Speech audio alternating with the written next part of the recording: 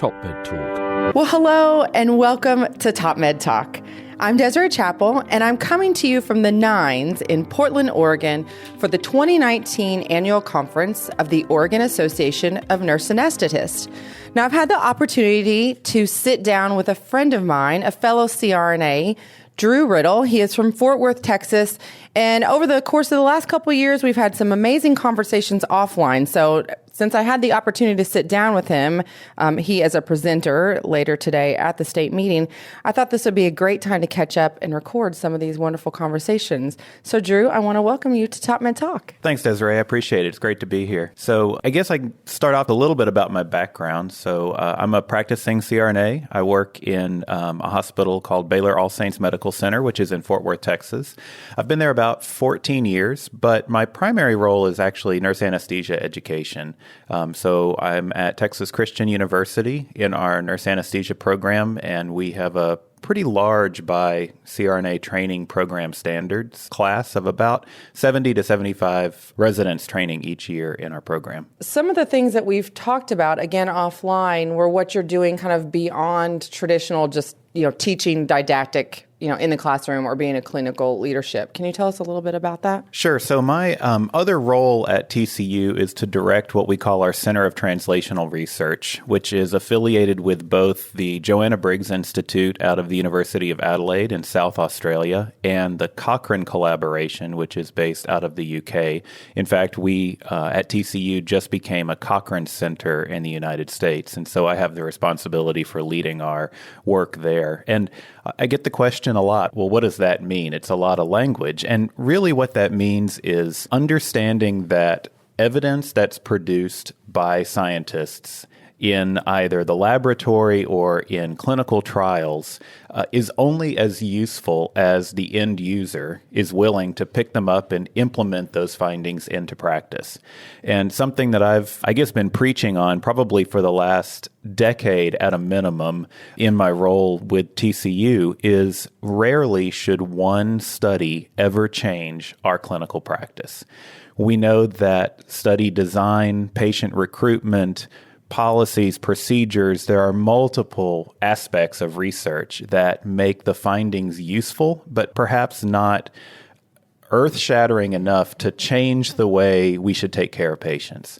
So what we focus on is taking individual studies that have been published in the healthcare space in general.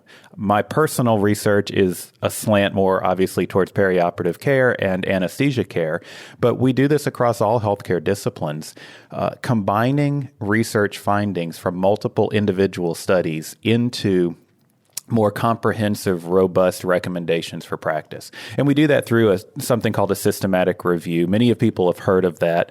It's a really robust scientific method of understanding where is the literature, what does the literature say, what is the quality of that literature, and then what are the scientific statistical methods of putting those findings together.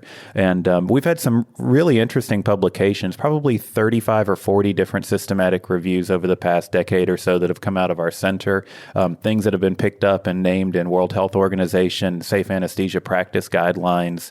The Centers for Disease Control and Prevention picked up a systematic review we did a few years ago related to endoscopes and colonoscopes that are used in gastroenterology for infection prevention. We've had our systematic reviews picked up and implemented into clinical practice guidelines from the AANA, the ASA, the International Federation of Nurse Anesthetists, World Congress of Anesthesiologists. So it's an interesting space to be in. Rather than producing the primary research, understanding how do we take all of those individual studies and put them together into something that's clinically a lot more useful than someone having to go out and read 30 or 40 studies on their own. How has what you've done on that, impacted or influenced you as an educator within the system and maybe even throughout the entire nurse anesthesia educational system? So I think it changes fundamentally the way you approach education and really leadership in our space in nurse anesthesia and as perioperative experts.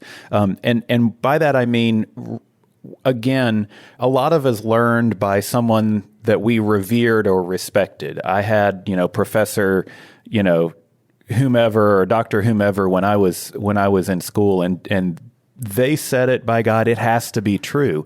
And we really change fundamentally the paradigm that just because someone says it does not inherently make it true.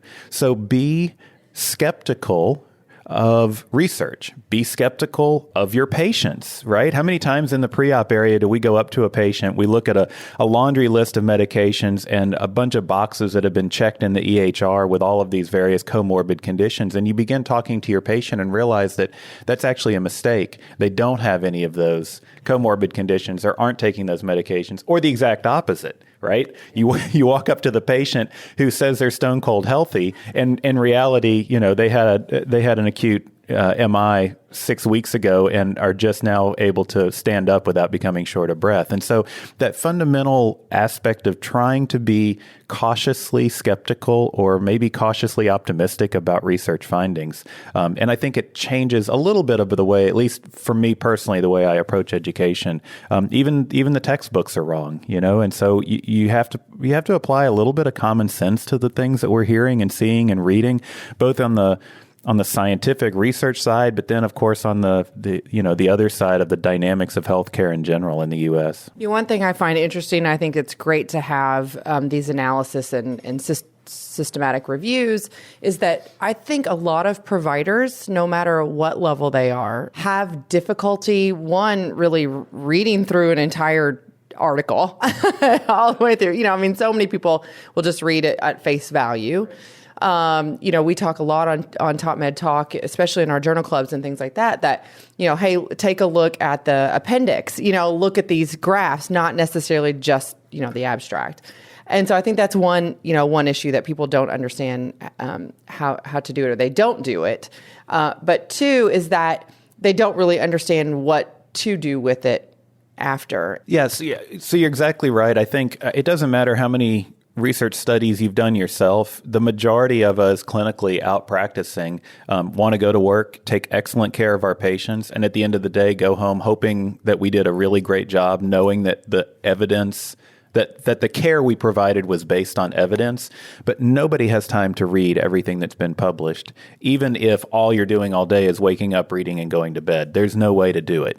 Even if you have time to read it, and literally that's what you're doing all day, understanding some of the complex research methods, and it seems like every time you open up a journal, you see another study that has used a slightly different method. And not to get in the weeds on the research nerd piece of it, but really, none of us can understand the true implications of all of that. And the last thing I would say on that whole idea of research and being what I call a consumer of research is be an informed consumer.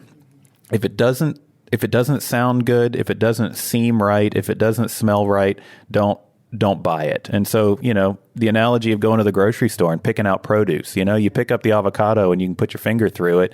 Well, it's way too ripe. Don't buy it, right? Get something else. And I think research is intimidating to a lot of us clinically.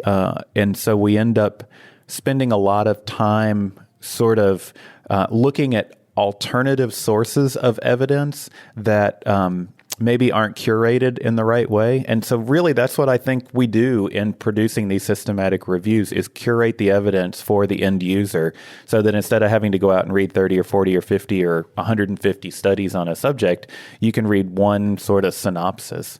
But even the systematic review can be absurd to read. So one of the things that both the Joanna Briggs Institute and Cochrane does, and that we work a lot on, is what we call plain language summaries, written for someone who doesn't even know anything about healthcare, which, quite frankly, I find the most useful, even as a provider sometimes, is the plain language. What does this really mean? Should I use this medicine or that medicine? Should I do this technique or that technique? So communicating science in a way that's understandable to everybody, including our patients, is really sort of the focus of what we ultimately want to do as the end product. And we talk to our students about this all the time.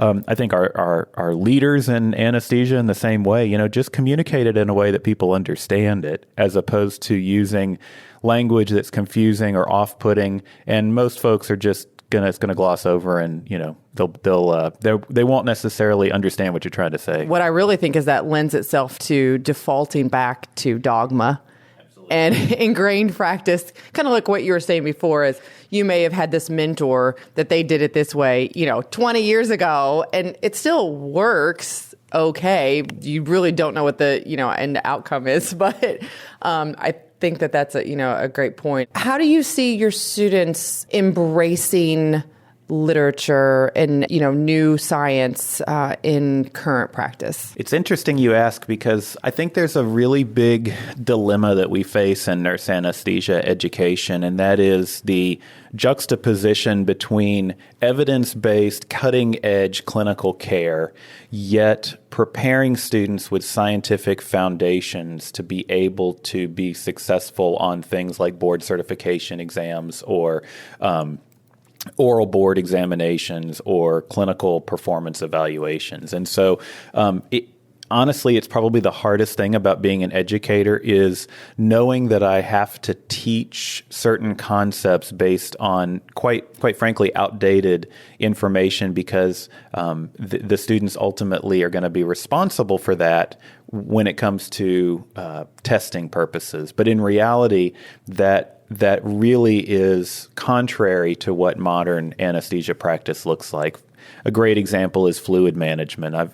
Any of us that have been around more than a decade or so have seen a massive change in the way we take care of patients intraoperatively with regard to something that really seems on the surface pretty simple, fluid management.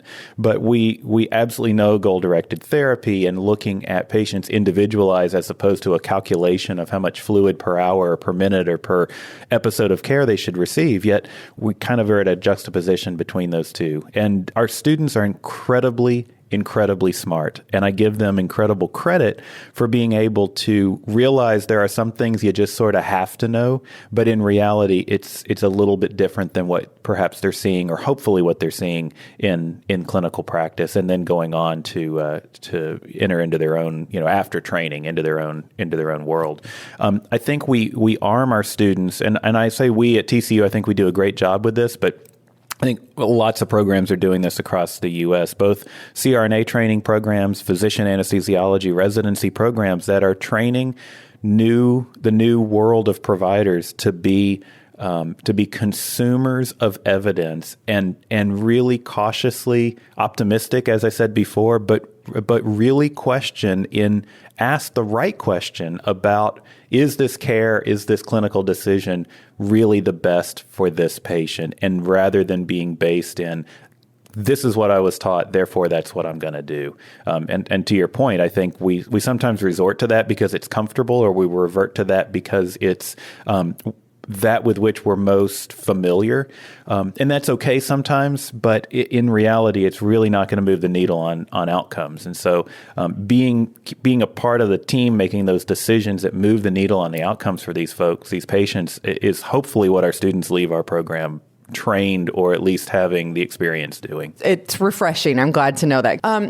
Dru, one of the things, kind of switching gears a little bit, one of the things that we've also talked about that I think is absolutely fascinating, and we haven't really discussed it on TopMedTalk at all, is looking at genetics as a part of anesthesia practice and how that might be influencing our practice in the future. And I know this is something you're kind of passionate about and have been in the space a little bit. So just give us a little bit of background about what you're doing there. Sure. So, I think as we teach and talk about personalizing anesthesia care, so we're no longer doing the 4-2-1 rule, but perhaps I'm using monitors to evaluate patient A compared to patient B, even though it may be the same surgeon and the same basic surgery, one is going to have a very different requirement for fluids. And so I think the next step and work that I've done over the years and that many of us are working on currently is, how do we use genetic information to predict and explain drug responsiveness? So my world of research is centered around both the evidence-based practice piece that we talked about, but also a secondary piece related to pharmacogenomics. And basically that term means using genetics to predict how pharmacologically drugs are going to act. So not to get way off in the weeds, but essentially we know most drugs, there's two components, pharmacokinetic and pharmacodynamic components to a drug. One of them talks about what does the drug do to the body, and the other says what does the body do to the drug. So what does the body do to the drug? Well, it metabolizes and eliminates it. Can we genetically determine patients that are having increased metabolic rates of certain drugs or perhaps decreased metabolic rates of certain drugs. And then the other is, what does the drug do to the body? That's when we think of receptor sites. So we give a patient an opiate like morphine or Duromorph. We administer the drug to the patient, and we know that it's going to go hopefully to the human mu opioid receptor. And there are patients in whom that receptor is morphologically different, and we can tell genetically by testing for the morphology, perhaps, of the opioid receptor. Is this patient someone that's going to be extra sensitive or perhaps quite resistant to the dose of drugs? So there's a ton of literature, but basically 85% of us have genetic predisposition to some sort of drug adverse or strange reaction to medication. So I give this example all the time. You're doing a case using an opioid-based postoperative analgesia regimen. You give the patient what the textbooks tell us should be an appropriate dose of, let's pick on morphine. You take the patient to the recovery room, and they are almost unconscious with a respiratory rate of 2 and a tidal volume of 7 liters per breath. Clearly, pinpoint pupils, clearly that patient has received, quote unquote, too much opiate. Yet the textbook said that was the right dose. Contrast that to the patient that you give the same dose of morphine to, and you take them to the recovery room absolutely writhing in pain, and feeding them additional opiate doesn't do anything to move the needle on their analgesia. Well, there's a lot of reasons why that can happen. Certainly, we can brush it off to, well, maybe they drink a little more than we expected. Maybe they take a little more hydrocodone at home than they admitted to, which are all possible. But I would say that genetics plays a much larger role in that than we otherwise have given credit for. So what I'm doing in my research is not the science of how the genetics works, but understanding how do we take those genetic studies and turn them into practice recommendations, guidelines for making decisions related to anesthesia. Lots of data to suggest we could much better tailor analgesic options for our patients. Opioid-free anesthesia is a big point of conversation. I know you guys have had folks talking about this on the podcast, and you can't open an anesthesia journal or look at a website that doesn't talk about it. Might we have genetic information to give further evidence to suggest that this is a patient in whom opioids are going to cause no analgesia, but incredible postoperative nausea and vomiting, respiratory depression, urinary retention, constipation, all of the bad stuff with none of the good? Maybe there's more evidence to suggest that. We have pharmacogenomic data related to post-op nausea and vomiting prevention, those folks in whom the 5-HT3 antagonists like ondansetron absolutely will not work. They can't work because of genetic predisposition to the way the receptor site looks. And so I know we've all experienced it. You give multiple antiemetics to a patient that still vomits, and you think, oh, well, it just happens. Well, it just happens, but genetically we probably could have told you with about a 98% accuracy that it was going to happen. And perhaps there are other modalities that we might consider as opposed to relying on our trusty friend ondansetron to make it work. Neuromuscular blockade, postoperative cognitive dysfunction as it relates to exposure potentially to volatile anesthetics and neuroplasticity changes, beta blockers, antihypertensives, pretty much every drug that we give or that might be in our armamentarium, we have the potential to test genetically individual patients to determine what response is that patient going to have.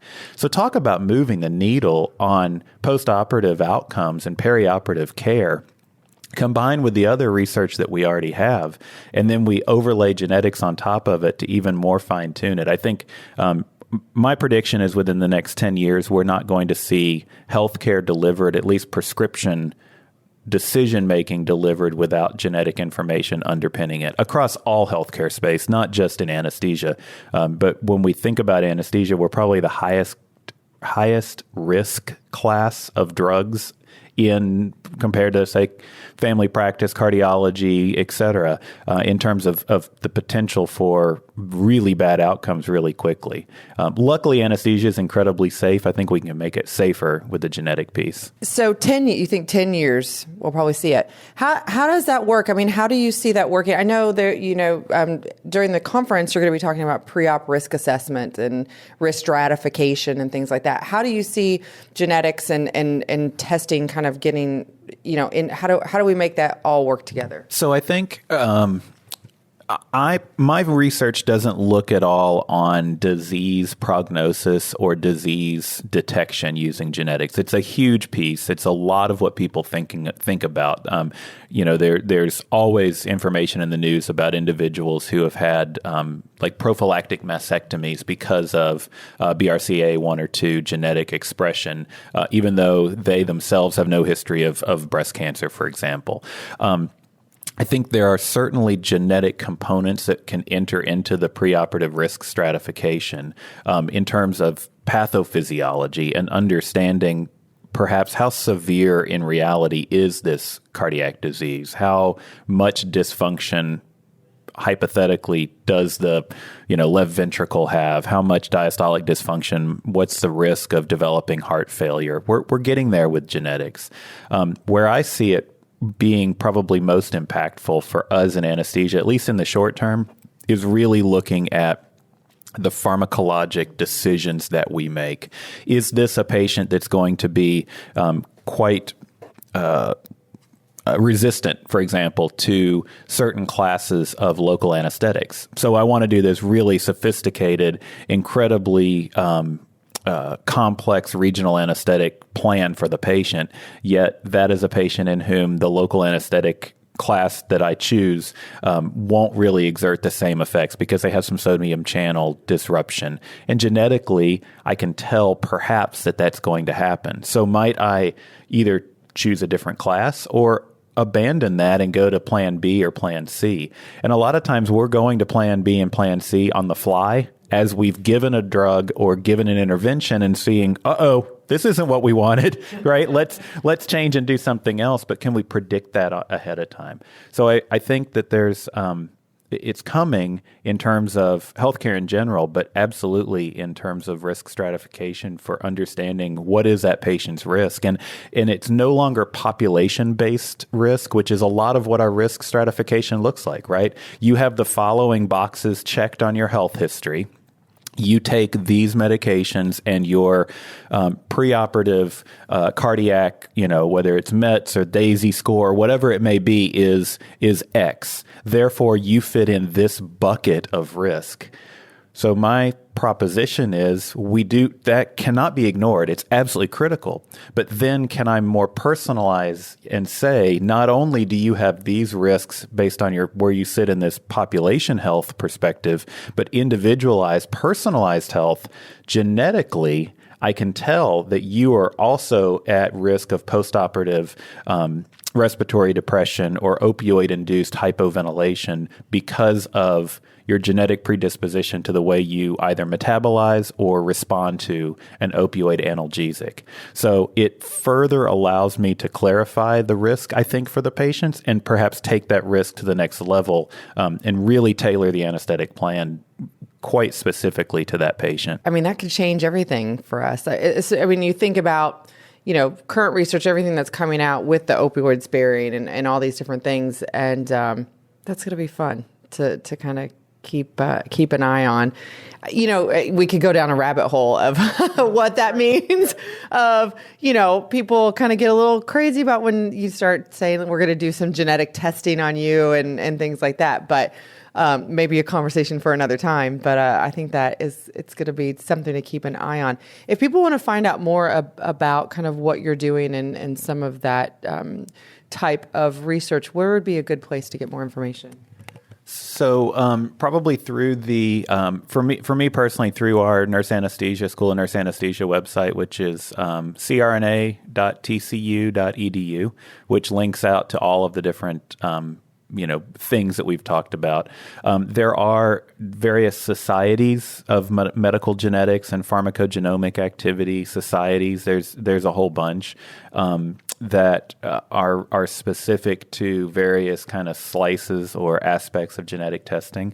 There isn't, at least to my knowledge, an anesthesia-specific genetic society or a perioperative space genetic society. And I think, if there's folks out there that have an interest in it, connect with me. Maybe this is something that either we start or that we attach to one of the ongoing aspects, certainly of evidence-based perioperative care that may really be interesting to move the needle moving forward. Well, Dru, just wrapping up here in the last couple of minutes that we have, it's such a breath of fresh air to talk to you because, for me, just even in my own clinical practice, I mean, most CRNAs, like we're going to work, we're doing our thing, we go home. We're not really involved in research or, there's not, some people feel there aren't a lot of opportunities for leadership within our profession. And I think that going forward, all anesthesia providers, we need to figure out how do we find our voice? How do we become leaders within our space? And that doesn't mean necessarily stepping away from clinical practice. But I think that I'm inspired by what you do because I think that we can be leaders and we can set a pace and do things differently and expand what we're doing in practice, if that makes sense. What are some of the recommendations you have for students coming up or even someone that's been in practice for 10 years and they just kind of feel like, there's some things I want to say or I want to become a leader? I think you're right. I mean, if you look at the way anesthesia is typically delivered in the United States, a lot of the direct care of the patient, if it involves a CRNA, is a CRNA in the operating room directly caring for that patient. And so, I think the notion is, well, I'm in the OR, from 6 a.m. until 5 p.m. with enough time to run out and grab lunch or grab a cup of coffee, perhaps. I can't do research. And the notion of individuals having to be the primary investigator on a double, quadruple blinded, triple placebo-controlled clinical trial that ends up being published in the New England Journal of Medicine may be sort of the stoic answer to what research looks like, but that's not what research that's not the research we need. We need comparative effectiveness research. We need really, really strongly designed cohort studies that allow us to go back retrospectively and say, we did this to this group of patients and we didn't do it to that group of patients. What happened? What was the outcome there? Certainly not cause and effect, but those data are absolutely missing. And so I would say to CRNAs that are wanting to get involved on the research side of thing is find someone in your institution that has a passion for doing it, hook up with them. It's not the holy grail. It's not an untouchable thing. In terms of leadership in general, I think we have to get, as nurse anesthetists, we have to absolutely recognize that we are providing high quality, cost effective care to patients. And in doing so, by definition, we're leaders, but positioning ourselves as providers in that perioperative space, understanding what risk stratification looks like, understanding how to personalize anesthesia care, understanding how to articulate our value proposition to the healthcare team is really where we need to start. There's no secret that there are political battles, and I think those are fought by individuals that perhaps want to have that fight. Personally, for me, and at least in my practice, is I'm there to take care of the patients, and whatever that leadership may look like within the perioperative space, take the opportunity and be there. And if you don't see the opportunity, create it. If you're in a facility and you're in a practice setting where there's not an opportunity overtly in your face, figure out how to make it and be a trailblazer. We're often sort of have this I don't even know what syndrome it is, but this woe is me Eeyore syndrome of, well, I'm just going to go and do anesthesia care, which is awesome. We need amazing anesthesia care, but if you have an interest in leadership beyond sitting on the stool, pave your way. move forward with it. Dru, thank you so much for sitting down with us. This has been a great conversation. I hope we have many more opportunities to sit down and again, go down those rabbit holes. But thanks again and good luck on your presentation. So what are you going to be talking about today? Today I'm talking later on this afternoon about risk perioperative or preoperative risk stratification, specifically related to some cardiac evaluation, some new data suggesting what we should or perhaps our old dogmas shouldn't be doing. And then later on a little bit about OB-specific post-op analgesia options, but really wrapping in the idea of women that are presenting for C-section and what does ERAS look like. Not the entire ERAS bundle, but as enhanced recovery decisions that are made might impact post-operative analgesia and setting these folks up for going home as quickly and as opioid-free as possible. Fantastic. Well, Dru, thanks again, and we're looking forward to the next time that we can chat. Thanks. TopMed Talk. It's Desiree Chappell here. Just a quick reminder, subscribe to TopMed Talk. We're a daily source of news and conversation focused on perioperative care. We bring you all the latest talk from all the major conferences in the perioperative space. We can also be found on Twitter, Facebook, LinkedIn, Instagram, and we now have a free mailing list with special offers and additional goodies for subscribers. Go check us out at topmedtalk.com. That's www.topmedtalk.com.